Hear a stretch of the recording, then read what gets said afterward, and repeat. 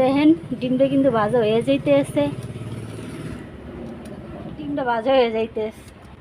ডিমটা হইতে থাক, তার ভিতরে আমি একটা চামচ নিয়ে আসি। ডিম কিন্তু ভাজা হয়ে যাইতেছে প্রায়।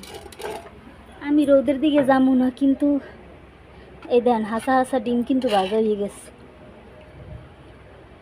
আপনারা দেখেন কেমনে ডিমটা ভাজলাম। আমরা এই জায়গায় আরও 10 মিনিট অপেক্ষা করবো একেবারে পুরা ভাজার জন্য।